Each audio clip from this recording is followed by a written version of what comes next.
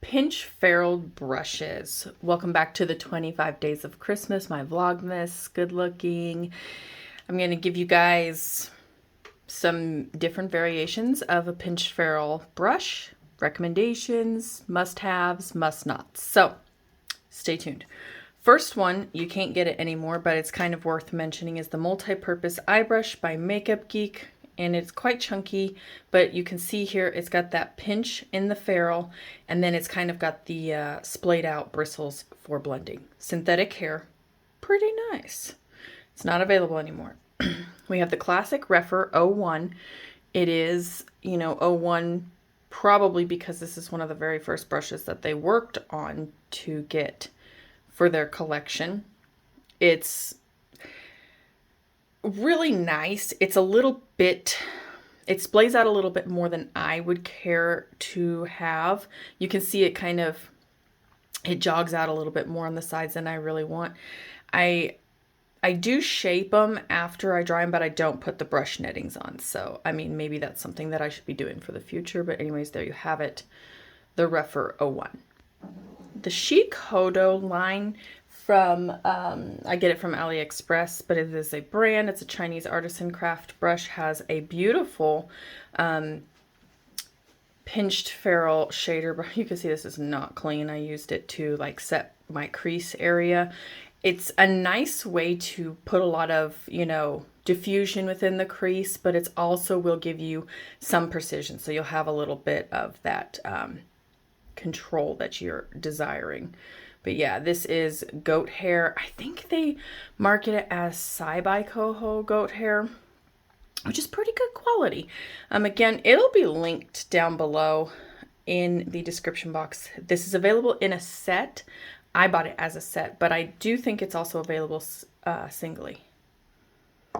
Okay, these two brushes here we'll go ahead and talk about together. They are available in an eyeshadow brush set. It is from Chic Hodo's brand. It's My Destiny. You can see this beautiful etching in the bristles. The handles are made of sandalwood, and as time has gone on, you can see right here this red has really deepened up from the oils from my skin.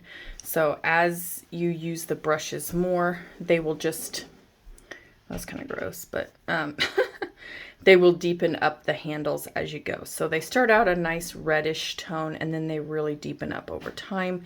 This is, I believe, nickel-plated brass, and then these are Coho goat hair. Don't quote me. It will all be linked and listed down in the description box.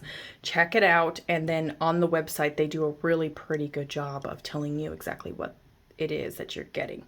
And the brush, you get 4 of them in a set, and they're, I think last time I checked, it was between $23 and $27. So really good deal for 4 excellent quality brushes. Now, if you want to just spend $27 on one brush, here's the Smith Cosmetics 235. I don't know what kind of goat hair this is, but they do market it as, what is it? It's a kind of a squirrely name that they use. Rattan? No, I don't know. Anyways, pretty good workhorse as far as it goes. Really detailed. It's especially unique. You can see right here it's substantially thinner than the Refer 01. So the 01 is just quite a bit more densely packed than the 235. So this one right here just gives you that beautiful kiss of color up in that crease, and then you can almost just kind of feather up towards the brow bone, you know, if you can envision that. Probably not, but you know, whatever. And then further detailing in, just kind of getting a little bit smaller, the Smith 247 right here has, it's a little wider, but I think it's denser in how it, or less dense in how it's packed. And it really provides a nice blend as well. It's quite a bit precision. Again, comparing it to the Refer 01, what we're used to, and that I think that was probably modeled after the MAC 217, if I'm being quite frank here.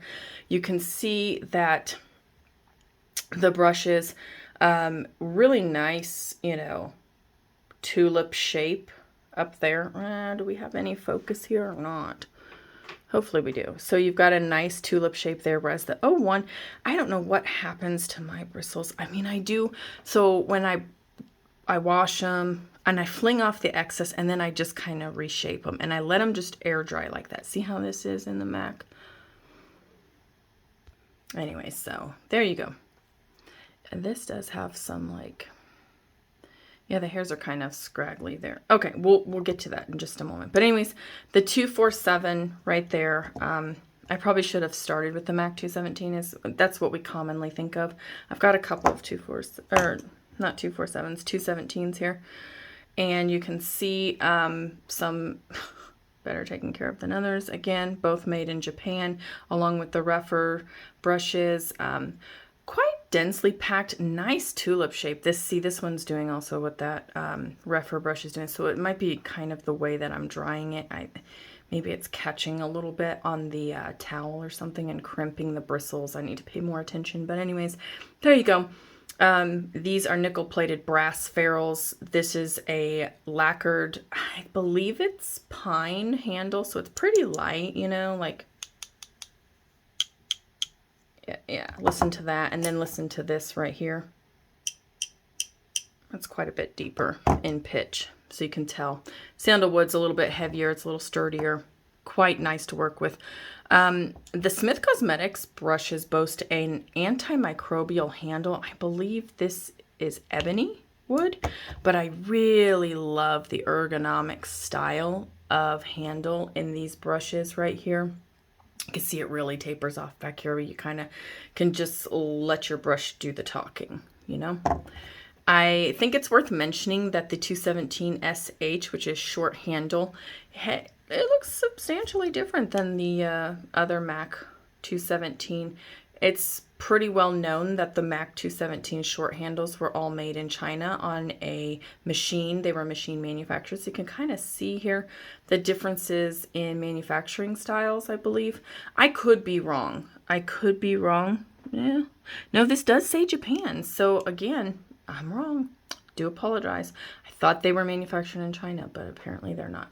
But it does seem like I don't know if they cut corners. I don't know if it's just the handles. Putting that on there makes you use them a little differently, but it feels, I don't know.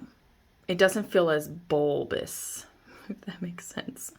But anyways, there you go. Those are both really nice. I mean, all three of these will do the same purpose.